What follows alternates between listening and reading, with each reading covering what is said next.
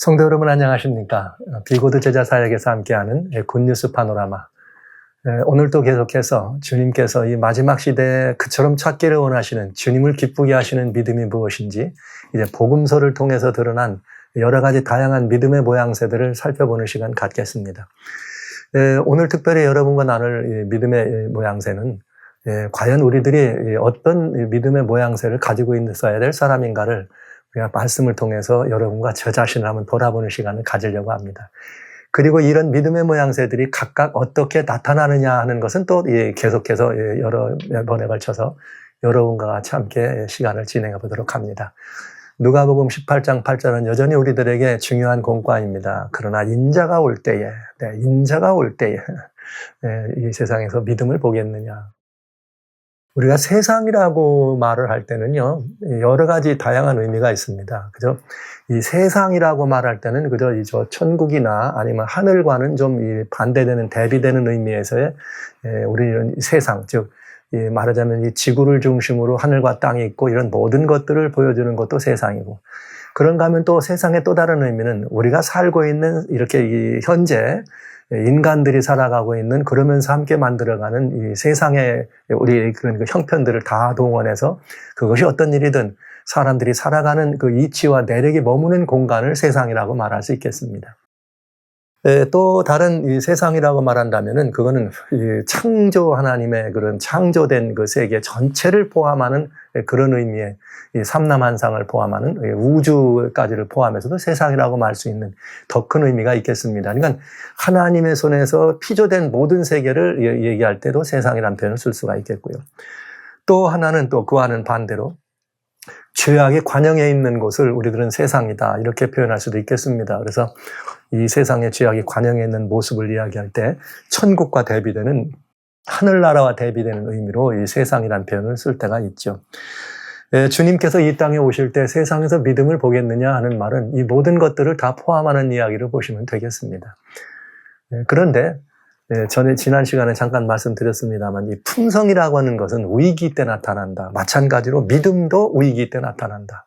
그래서 우리가 이 믿음을 이렇게 우리들이 가지고 믿음의 여러 가지 형편을 드러내는 것도 다양한 우리들의 삶 속에서 나타나는 위기 중에서 어떻게 우리들이 반응하느냐가 우리의 모양새를 드러나게 되는 것이죠. 오늘은 여기 요한복음 6장에 나오는, 특별히 여기 1절부터 12절까지 있는 기독교가 있고 전파된 이래로 가장 많은 사람들의 입에 오르내리는 예수님의 행적 가운데, 또 그리고 늘 우리들이 우리 편에서도 그런 일이 일어났으면 하고 일어나기를 바라는 그런 것과 같은 동일한 기적들이 얘기가 있죠. 말하자면 오병이어, 물고기 5마리와 떡 2쪼가리로 5,000명도 넘는 많은 사람들을 먹이신 주님의 이야기는 정말 스릴 있습니다. 와, 놀라운 이야기죠. 이 이야기 속에 나타나 있는 우리 믿음의 모양새들을 돌아보는 시간을 좀 가져보도록 하겠습니다. 여기에 주님은 요한복음 6장 1절부터 이 말씀을 하시는데, 특별히 여기 3절에 이렇게 돼 있어요. 예수님이 산에 오르사 제자들과 함께 거기 앉으시니 마침 유대인의 명절인 유월절이 가까운지라. 예수께서 눈을 들어 큰 무리가 자기에게 오는 것을 보시고 빌립에게 이르시되 우리가 떡을 사서 이 사람들을 먹게 하겠느냐? 어디서 떡을 사서 이 사람들을 먹게 하겠느냐? 그러니까 이 사람들이 이렇게 집을 나온 지가 오래됐죠. 왜? 6월절이니까 이렇게 멀리 오는 사람들이 많이 있었을 테니까요. 그래서 이 똑같은 말씀이 요한복음 14장에도 이렇게 기록이 되어 있는데, 요한복음 14장에서는 예수님께서 뭐라고 이렇게 말씀을 하셨는가 하면은, 요한복음 14장 15절에는 이런 말씀들이 있어요. 비인들임에 때도져 물었으니 이 사람들이 이게 마을로 들어가 이렇게 사람들을 좀 먹게 해야 될 거 아니냐, 제자들이 이런 표현을 한 것입니다. 그러니까 이제 배가 고픈 때가 됐으니 어떻게 좀 먹게 하자 이런 말을. 그랬더니 예수님이 다시 또 마가복음에서는 집을 나온 지 오래돼서 이렇게 따르는 사람들에게 그들을 불쌍히 여기는 예수님의 모습을 우리는 보게 되죠. 그래서 예수님은 마을에 들어가서 제자들을 좀 먹게 오자 이런 표현들을 들으실 때 어디서 떡을 사서 우리가 이 사람들을 먹게 하겠느냐 이렇게 여쭤보셨습니다. 빌립에게.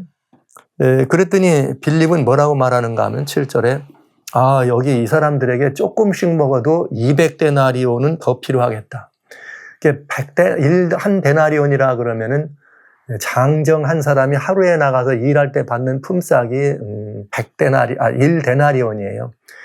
그러니까 이 사람들을 가 먹이려면은 200데나리온이 더 부족하다는 말은 200일의 품삯을 다 집어 넣는다고 하더라도 부족하겠다. 그러니까 여러분 하면 요즘 말로 하면 따져보시면 돼요. 한 사람 품삯이 하루에 10만 원? 10만 원인데 이것이 예를 들면은 200데나리온이다 그러면은 2천만 원이 되는 거죠. 그러니까 2천만 원어치 이렇게 이걸 사가지고 먹여야 되겠다. 한 끼를 먹인다 그러면 몇 명이 모였겠어요? 2천만 원어치. 그러니까 여러분 이런 것들이 이제 이렇게 우리 한번 감을 잡아볼 수 있는 객관적 이렇게 이 자료가 되겠죠. 그랬는데 이번에는 부족하다, 안 된다 이렇게. 그랬더니 이번에는 제자 중 한 베드로의 형제인 안드레가 주님 여기 한 아이가 있는데 보리떡 5개와 물고기 2마리를 가졌습니다. 그런데 중요한 건 이 말이 있어요. 9절에 그러나 이것이 이 많은 사람에게 얼마나 되겠습니까? 이렇게 얘기한 거죠. 빌립은 200데나리 더 들어야 됩니다. 안드레는 떡 5조각이와 물고기 2마리밖에는 없습니다. 이제 이런 이야기입니다. 그랬더니 주님이 다 앉게 하라. 앉은 다음에 주님이 축사하시고 이렇게 이 떡을 가지고 떼어서 주면서 거기에 모여졌던 많은 사람이 먹습니다. 그래서 여기에 먹은 사람들이 우리는 5천 명이 먹는 이 사람들이 이것을 먹었다. 이렇게 얘기를 하는 거죠. 그러니까 이렇게 굉장히 놀라운 역사를 우리들이 이렇게 이런 것을 보게 됩니다. 그러면 여기에 우리는 이 말씀을 보면서 아주 중요한 이야기를 살펴볼 수가 있어요. 어떤 사람들은 여기 5천 명이다 이렇게 얘기하는데 이렇게 이 5천 명이 이렇게 다 먹은 이런 이야기들을 할 때 여기 마태복음 14장 21절에는 먹은 사람은 여자와 아이 외에 5천 명이나 되었더라. 그러니까 여자와 아이를 빼고도 5천 명이 되었다 그랬으니까 되게 여러분 이게 교회나 이런 데를 보면은 남자가 많아요, 여자가 많아요. 여자가 많잖아요. 그러니까 남자가 5천 명이었다면 아이도 빼졌습니다. 그럼 여자는 남자보다 많았다 그러면 5천 명보다 더 많은 여자들. 그러니까 훨씬 많은 사람들이 이 오병이어의 떡의 이적을 보고 은혜로 배를 채웠던 것을 볼 수가 있겠네요. 자, 여기에서 굉장히 중요한 오늘 우리들의 이 문제에 대한 답을 얻으려고 합니다. 여러분, 많은 사람이 모였습니다. 때가 됐는데, 그것도 한때 두 때를 걸르면서 배가 많이 고픕니다. 아주 주님의 그 사랑의 주님이 그들을 볼 때 불쌍한 마음이 아주 가득 찼습니다.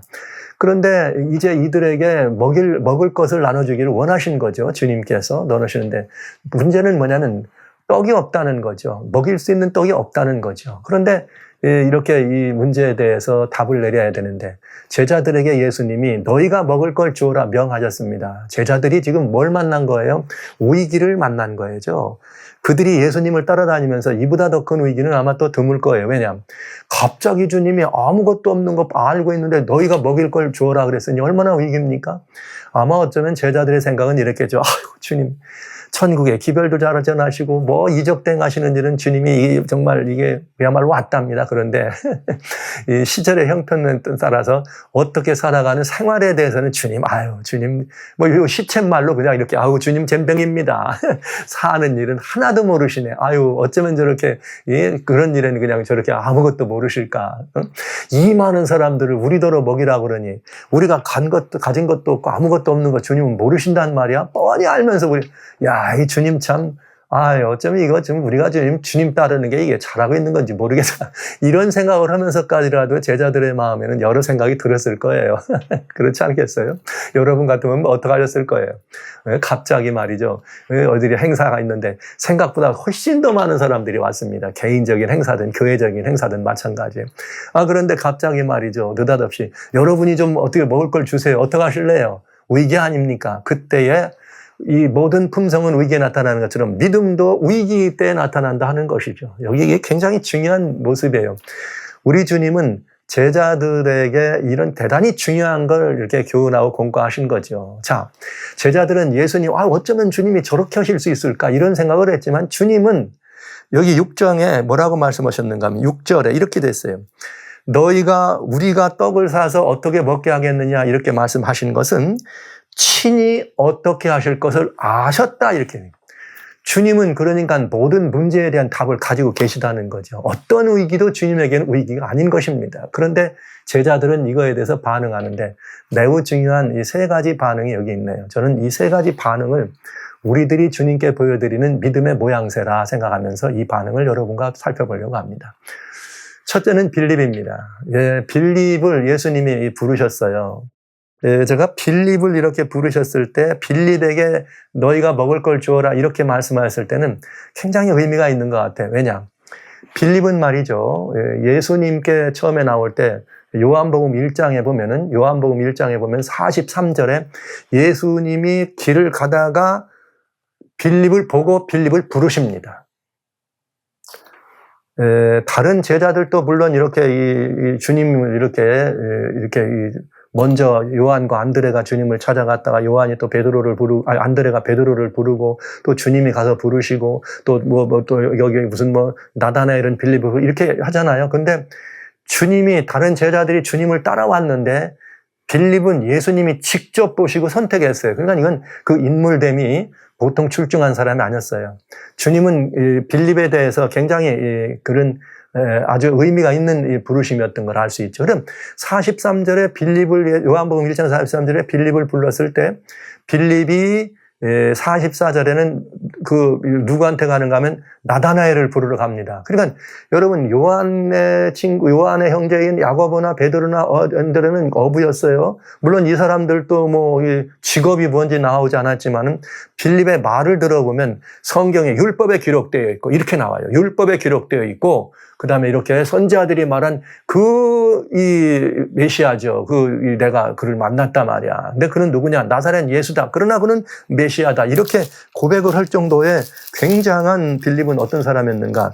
믿음의 사람. 이렇게 얘기해요. 빌립은 45절에 나다나엘을 찾아 이르되 모세가 율법에 기록하고 그 여러 선지자가 기록한 그 일을 우리가 만났으니 요셉의 아들 나사렛 예수다. 그러니까 누구예요? 메시아를 만났다고 얘기한 거죠. 그랬더니 나다나엘은 무슨 말이야? 이 나사렛에서 이렇게 선지자가 이렇게 얘기했거든요. 선한 게 아니라고. 그러니까 여러분 빌립은 굉장히 말씀에 정통한 사람이었어요. 빌립은. 그리고 빌립은 굉장히 이렇게 말하자면 사람들에게도 뭔가 좀 이렇게 소위 12명의 제자 가운데 어떤 사람들이 봤을 때 가장 신뢰가 갈 만한 사람처럼 보이는 것이 분명합니다. 요한복음 12장에는 무슨 일이 있었는가? 예수님이 이제 마지막 이 사건 때 올라가시기 전에 이렇게 이 12장에는 어떤 일이 기록되어 있는가 하면 올라갈 때에 누가 있었는가 하면 저 헬라 사람들이 와가지고 이렇게 예루살렘에 옵니다. 그런데 예루살렘에 왔을 때 예루살렘의 근방에서 예수님이 하시는 말씀을 듣고 있을 때에 그 헬라 사람들이 저분을 좀 만나봐야 되겠다 해가지고 예수님의 제자들 가운데 누구를 찾느냐? 빌립을 찾습니다. 와우. 그러니까 헬라에서부터 온 사람들이니까 지체 높은 사람들, 학문이 있는 사람들, 이런 사람들이 와서 딱 봤는데 그들의 눈에 들어온 제자는 누구예요? 빌립이 들어온 거예요. 대단한 일이죠. 이만큼 빌립은 사람들이 봤을 때 뭔가 이렇게 촉망받는 괜찮은 사람이었던 게 분명하죠. 그러니까 예수님도 직접 그를 부르신 거 이만하면 쓸만한 사람이다. 그래서 예수님이 이 사람들을 온 다음에 빌립을 어떻게 하셨는가? 시험하신 것입니다. 빌립을 시험코자 하신지라 빌립아 너희가 먹을 걸 줘라. 그러면 빌립의 반응이 어떻게 해야 나올 것인가를 예수님은 다 아셨지만 한 번 빌립을 시험한 거예요. 와우. 뭐예요? 빌립이 굉장히 훌륭한 이 교회의 기둥으로 주님은 생각하셨던 게 분명합니다. 또 그렇게 되기를 원했던 것이 분명하고요. 근데 빌립은 뭘 보여줬느냐? 탁 보더니 먼저 예수님이 그 말씀을 하시는 순간 빌립의 마음 가운데는 뭐가 떠오르냐? 계산기가 떠오른 거죠. 또 계산을 두드려 보니까 여기 사람들 대충 쳐봐도 10,000명은 넘네. 이 만 명들에게 지금 여기서 따져본 거죠. 이거 조금 배는 많이 고플 텐데 빵 한 개나 두 개를 준다고 해도 빵 두 개면은 벌써 2,000원인데 이거 만 명이면 2천만 원일세. 이게 금방 답이 나온 거죠. 그러니까 200데나리온. 이게 딱 나온 거예요. 그러니까 빌립은 어떤 믿음을 가진 사람이었는가? 아주 계산적이고 타산적인 믿음이에요. 따지는 믿음. 그러니까 이것이 상당히 그 합리성 있는 그런 것으로 보여질 수 있습니다. 근데 사실 합리적이란 말은 중요한 말이죠. 그리고 합리성은 필요한 이야기입니다. 그런데 중요한 것, 이 위기를 극복하는데 합리성은 그 위기를 극복할 수 없었습니다. 빌립은 굉장히 합리적인 사람이었던 게 분명해요. 뭔가 생각이 많고 따지기를 좋아하고 뭔가 분석하는 데는 그는 아주 뛰어난 사람이었습니다. 그러니까 헬라에서 온 사람도 빌립을 찾을 것처럼. 그러나 빌립의 그 믿음은 합리적이고 계산적인 뭔가 따져볼 줄 아는 그 믿음으로는 여기 많이 보여든 사람들을 먹이는 데는 부족했다는 것이죠. 그래서 주님이 원하셨던 것은 바로 그런 믿음은 아니었다고 하는 것. 그것은 주님께서 인정할 수 없는 믿음. 왜냐하면 그 많은 사람들을 5,000명이 넘는 사람들에게 먹이는 데는 부족한 믿음이었으니까요. 이것이 이제 빌립어 보여준 믿음입니다. 저는 이것을 합리라고 하는 것을 이렇게 등장시킨 계산적인 믿음이다. 이렇게 생각해요. 그래서 합리적이란 말은 대단히 중요한 말이지만 위기를 극복할 때 나타나는 그 합리는 믿음을 이야기할 때 믿음에는 합리적 믿음이라는 것은 있지 않다. 이 말씀을 먼저 드리기를 원합니다. 그 다음에 두 번째는 안드레입니다. 이번에는 안드레가 있어요. 안드레가 예수님이 너희가 먹을 걸 줘라는 것을 찾아봤는데 안드레는 원래 부지런한 사람이에요. 여러분, 안드레가 누군가 하면 요한복음 1장에 보면 말이죠. 여기 36절부터 이렇게 예수님 얘기가 나오면서 이렇게 요한이 이렇게 침례를 이렇게 주고 있을 때 예수님이 지나가니까 세상 죄를 지고 한 하나님 어린 양이라 이렇게 말씀하셨잖아요. 그 소리를 듣고 이 두 제자가 예수님을 따라갑니다. 그게 누구냐? 요한과 하나는 안드레입니다. 예. 그래서 따라갔더니 여기 이 성경에는 36절 이후에부터 40절부터 이게 안드레였다 얘기합니다. 베드로의 형제 안드레다. 그래서 안드레가 예수님을 먼저 따라갔다가 그리고선 다시 돌아와서 베드로에게 우리가 말이야 메시아를 만나서 주를 만나서 하고 베드로를 예수님께 소개해줘요. 그러니까 이 안드레는 굉장히 부지런하고 굉장히 모든 것을 주도면밀하게 살피는 사람이었어요. 그리고 또 베드로는 어떤 사람이에요? 굉장히 마음이 착하고 따사로운 사람이었던 게 분명합니다. 그래서 예수님과도 아주 가까이 지낸 사람이 너무나 분명해요. 자, 그런데 이 안드레가 그날 또 사람들이 많아. 주님이 어떻게 하지? 이들을 먹일 것을 먹어야 되지 않겠어? 할 때 안드레는 벌써 그 소리가 나오는 순간 그냥 그 사이를 휘짓고 다니면서 거기 아무 없어? 거기 뭐 먹을 것 좀 가진 사람 없어? 걔 누구 없어? 이렇게 찾았을 거 아니에요? 워낙 부지런한 사람이니까.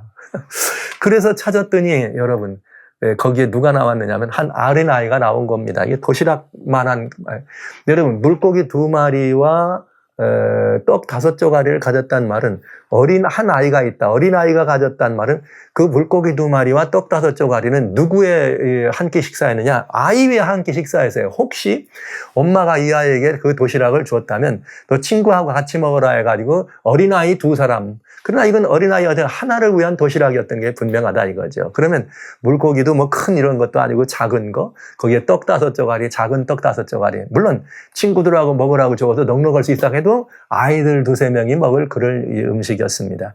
그게 백설치듯 많은 사람이 모였어요. 그런데 그 많은 사람이 모였는데 거기에 먹을 걸 가진 사람이 이 아이밖에 없었을까요? 여러분 어떻게 생각하세요? 그렇지 않습니까? 여하튼 이 안드레는 그래서 이 부지런히 찾아다닌 거죠. 이 안드레 그 부지런하고 사람들 사이를 다니는 것은 굉장히 잘 알려져 있어요. 아까 요한복음 12장에 헬라에서 온 사람이 빌립에게 우리 좀 예수 좀 만나게 해달라 유능하게 보고 얘기했더니 빌립은 직접 예수님에게 안 가. 벌써 빌립하고 예수님 사이에는 그 합리적 관계예요. 뭔가 따지는 관계. 그래서 항상 일정한 거리가 있었던 게 분명하죠. 그러니까 어떤 거 아직까지? 빌립이 직접 안 갑니다. 예수님한테 안 가고 그 부지런한 안드레, 예수님하고 친한 누구? 안드레를 찾아, 안드레, 여기 헬라 사람이 왔는데 이 사람들이 주님을 만나게 하네. 그래서 이 둘이 그들을 데리고 예수님께로 데려가는 거예요. 그러니까 여러분, 안드레는 굉장히 예수님하고도 가깝고 어떤 사람이에요? 바쁘고 바지런한 사람이었습니다. 그런데 이 안드레는 그렇기 때문에 이 안드레는 그 아이를 찾은 거죠. 근데 이 아이를 찾았어. 근데 이 아이를 찾아가지고 먹을 거 있는데요 했는데 이 오병이어 말 15조각에 물고기 2마리. 이 안드레의 눈에 차야 안 차야? 안 찼지요. 그러나 뭐 안드레는 터덜터덜 그 아이하고 이거밖에 없으니 이건 무엇 때문에 예수님께 가져왔습니까? 주님 포기하시죠. 먹을 게 없습니다. 여기 겨우 이것밖에 없습니다. 이거 가지고 누구 코에 붙입니까? 주님 포기하시죠. 이 말을 하려고 아이와 함께 도시락을 가져온 거죠. 그런데 말하자면 예수님께서는 그 어린아이의 도시락, 이 오병이어라고 하는 거기에 보리떡 5개, 이 보리떡 5개를 가지고 이 문제를 풀어내신 거잖아요. 그러니까 안드레는 어떤 믿음의 사람이었는가? 부지런했습니다. 활동적이었습니다. 그러나 그는 항상 그의 믿음은 어디에 속해 있느냐? 따지고 합리적인 그런 것이 아니지만 그는 자기가 눈에 보이는 대로만 믿은 사람입니다. 그러니까 소극적인 믿음이죠. 눈에 보이는 대로란 말은 있긴 있습니다. 여기 있긴 있습니다. 그런데 이것이 얼마나 되겠습니까? 이걸 누구 코에다 붙여요? 이건 아무도 안 됩니다. 그러니까 이거는 뭐예요? 믿음이 없는 건 아니에요. 믿는 건 믿어. 있긴 있어. 찾았으니까. 이것이 있다는 것을 가지고 주님께 나왔지만은 그것은 할 수 있다, 없다, 없다라고 생각하는 소극적 믿음이고 눈에 보이는 대로. 지금 그는 뭘 못 봤느냐? 그 어린아이의 보리떡 5개 속에 5,000명도 더 먹는 여기에 은혜의 떡이 들어있다는 것을 안드레는 보지 못한 거예요. 뭐만 보는 거예요? 눈에 보이는 대로만 본 거예요. 와우, 이게 참 안타까운 일이었죠. 그래서 안드레만 가졌더라도 5,000명에 가지고 있는 이 많은 사람들을 먹이는 데는 실패, 부족했다 이렇게 얘기합니다. 그러니까 두 번째 안드레의 믿음은 소극적인 믿음이에요. 눈에 보이는 대로, 보이는 것만이 아니라 보이는 배로 믿은 것입니다. 자, 이런 믿음을 가졌습니다. 세 번째, 이 5,000명을 먹이는 데는 이 두 제자들의 믿음 가지고는 안 됐습니다. 그럼 무엇이 이 5,000명을 먹이는데 말하자면 5,000명을 먹이는 것을 가능하게 했는가? 그것은 여기 어린아이가 가진 보리떡 5개, 이 아이의 믿음이었습니다. 자, 이 아이는 누구였는가? 아마 어쩌면은 어린아이들이 다 마찬가지 아닙니까? 교회든지 교회에서 어디 이렇게 밖에 나가서 수련회를 가든지 사람들이 모여가지고 행사를 하고 하면 아이들은 뭐예요? 다니면서 뛰어다니고 소리 지르고 놀고 어른들은 야 조용히 해 이런 말 하잖아요. 또 이 애들은 애들끼리 지들끼리 여기서 조그마한 돌도 던져가지고 이렇게 또 애들끼리 장난도 하고 이런 그런 아이입니다. 예수님이 지금 그 산에서 말씀을 하시는데 많은 사람들이 모여있지만 이 어린아이도 아이입니다. 그저 사람들이 되게 많이 모였다. 저분이 누굴까? 때로는 듣기도 해. 그러면서 그분의 말씀을 들었는데 굉장한 분인데 그러면서도 마음엔 늘 뭐가 있는 거죠? 장난기가 있는 거죠. 그래서 이렇게 돌도 던지고 뭐도 던지고 장난도 하고 때로는 소리도 질러. 그러나 이 아이는 뭐 하고 있는 거예요? 그러면서도 이걸 다 듣는 거죠. 그런데 이 아이가 무슨 소리를 들었는가? 먹을 것을 찾는다는 소리를 들은 것입니다. 누가요? 예수님이요. 와우. 이 아이는 이 보리떡을 자기가 먹으라고 엄마가 준 것입니다. 어쩌면 친구하고 나눠 먹어라 해서 그렇게 먹을 수 있는 떡이었습니다. 그러나 그 예수님이 먹을 걸 찾는다는 그 말에 이것이 자기 거라는 생각을 한 거야? 아닌 거죠. 그리고 여기 있어요. 누가 찾으니까? 예수님이 찾으시니까. 그러니까 이 아이는 예수님이 찾으신다, 예수님이 원하신다는 사실을 기억한 거, 이거 한 가지입니다. 그러니까 이 아이에게 있는 거는 뭐냐면 저분이 메시아인지 저분이 이런 어른들과 같은 이해는 아닐지라도 지금 말씀하시는 저 따뜻한 분, 저 자상한 분, 저 너무 좋아 보이는 분, 저분 품에 좀 안겨보고 싶은 그분이 먹을 걸 찾는다는 거죠. 대가 시장하신가 보다. 내가 이거라도 드려야 되겠다. 저분이 지금 먹을 걸 찾으신데 아니야 나는 이것도 아무것도 아니고 이게 어떡하나 이건 보리떡인데 이걸 내놓을 이런 마음이 있으면서도 그래도 수줍고 부끄러운 마음으로 아까부터 계속 사람들 사이를 돌아다니는 안드레 선생님 잠깐만요. 저 여기 있는데 이건 여기 있어요. 이거 예수님께 드리고 싶어요. 이 말을 하고 주님께 따라 나오고 이야 저는 오병이어의 기적보다 이 보리떡 믿음, 이 어린아이를 저는 아주 놓칠 수 없는 믿음의 주인공으로 바라봅니다. 얼마나 이쁜지. 오병이어의 역사는 이 아이 때문에 가능했던 거예요. 거기 만약에 이 말이죠. 이 아이가 없었더라면 어떻게 될 뻔했어요? 여러분, 아이가 없었으면 어떻게 될 뻔했어요? 제가 언젠가 얼마 전에 여러분 갈릴리 호수에 물고기들이 크게 이뻤다고 안 합니까? 주님이 저 깊은 데로 던지라 그럴 때 그냥 전부 순교자 하려고 들어갔던 그거와 똑같잖아요? 이 어린아이는. 예, 어때요? 보리떡, 내놓기도 이렇게 부끄러운 보리떡이었지만 아이는 그런 게 없는 거죠. 다만 예수님이 찾는다는 거예요. 만약에 그 백설치듯 많이 모여든 사람 가운데 먹을 걸 가진 사람이 아이만 있었을까요? 여러분 어떻게 생각하세요? 여기 아무개 말이야. 여기 뭐 누구 여기 아무개 있다가 시장 아걸랑 저쪽으로 와. 저 바위 틈 사기에 거기 우리 뭐 조금 있걸랑 같이 먹어. 아니면 저 소나무 등골 밑으로 와. 거기 있다 햇빛 좀 가리게 되걸랑 거기서 좀 먹자고. 먹을 걸 가진 사람이 있을 거 아니에요. 뭐 하려고 나 혼자 먹든지 식구끼리 먹든지 끼리끼리 먹으려고 갖고 올 거 있었을 거 아닙니까? 그 많은 사람 가운데 먹을 게 아이만 있었다는 건 말이 안 되잖아요. 이 어린아이조차도 자기 먹을 도시락을 준비했는데, 예. 그쵸? 여하튼, 여기에 모여졌던 사람들은 천국의 기별을 듣는 일에는 그들이 감동과 은혜가 있었지만, 예수 그리스도의 필요를 채우는, 그분의 사랑의 필요를 채우는 데는 아무도 둔감한, 그럴 만한 믿음은 없었다는 거죠. 이 어린아이. 나는 모릅니다. 그러나 예수님은 아십니다. 나는 이것이 작은 것입니다. 그러나 주님이 필요하시다니. 주님이 시장하신가? 난 이 떡을 주님께 드리기를 원합니다. 야, 이 얼마나 예쁜 마음인가. 오직 예수님만 바라보는 믿음. 오직 주만 바라보는 믿음. 이 믿음이 5,000명을 넘게 하는. 뭐 요즘 그런 말 유행하죠. 뭐 어디 뭐 이런 데 가면은 뭐 자기들 무슨 뭐 이렇게 이름 쓰고 아니면 그 뭐 자기 별명 만들고 뭐 아니면 어디다가 무슨 SNS 올릴 때 자기 아이콘 올리고 말이죠. 이모티 뭐 할 때 보면 코람데오 막 이런 말 많이 하죠. 오직 주만 바라봅니다, 여러분. 그렇게 쓰는 용어가 중요한 게 아니에요. 우리는 이 보리떡 5개를 가진 이 어린아이의 믿음. 저는 이 믿음을 보리떡 믿음이라고 합니다. 5,000명이 넘는 사람들을 먹이고 그들에게 충족하게 해줄 수 있는 유일한 그 믿음은 바로 어린아이의 보리떡 믿음이었습니다. 저는 이 이야기를 여기서 보면서 위기를 해결하는데 제자들도 안 됐구나. 이 어린아이의 믿음, 보리떡 믿음이 이를 가능하게 했구나 하는 사실을 여러분에게 말씀드리면서 이런 질문을 하고 싶어요. 여러분은 어떻습니까? 빌립과 같은 분입니까? 아니면 안드레 같은 분입니까? 아니면 어린아이 같은 이런 보리떡 믿음을 가진 분입니까? 여러분 어떠세요? 교회에서 현장에서 아니면 믿음의 사람들끼리 모여서 어떤 일을 행하려고 그러면 늘 따지잖아요. 어떤 분들은 막 계산해가지고 딱 맞아요. 이 합리적이라는 것은 꼭 필요한 일입니다. 무모는 안 되니까요. 그러나 위기에 닥친 사람들, 하나님의 사람들을 건져내는 데는 합리성이 건지는 것이 아니라는 것이죠. 그러니까 믿음이 합리적인 믿음이다 하는 말은 사실은 존재할 수 없습니다. 그건 뭘 말하느냐. 빌립과 같이 계산하고 따지는. 그래서 따져봐서 떨어지면 하고 떨어지지 않으면 못하는, 이건 믿음이 아니라는 거죠. 믿음은 보이는 것들만이 아니요 바라는 것들의 뭐예요? 증거요, 실상이 된다는 사실을 우리는 꼭 기억해야 될 것입니다. 자, 그 다음에 또 여러분 어떠세요? 교회 현장에는 부지런하고 바쁜 사람들 얼마나 많아요.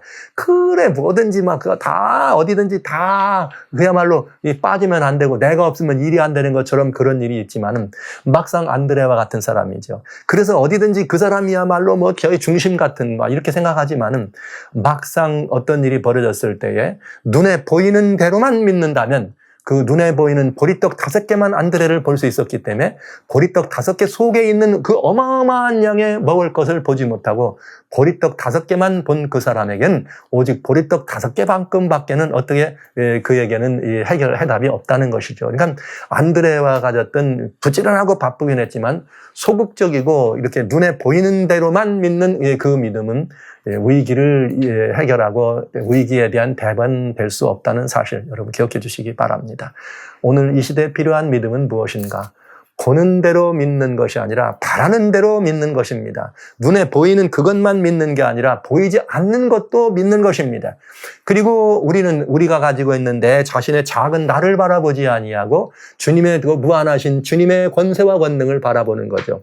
내 필요가 아니라 주님의 필요를 드리는 이 믿음이 진짜 믿음이에요. 보리떡 믿음. 저는 이 아이를 바라보면서 얼마나 이 예쁜 생각이 드는지, 제가 이 어린아이를 바라보면서 아유, 너는 나보다도 믿음이 훌륭하구나, 이런 생각을 종종 합니다. 주여, 내게도 이 보리떡 5개 같은 이 믿음을 주십시오. 그래서 보리떡 5개와 같은 거지만 이걸 5,000명도 먹인다 하니 아버지님, 제게도 이런 믿음을 좀 주시면 좋겠습니다.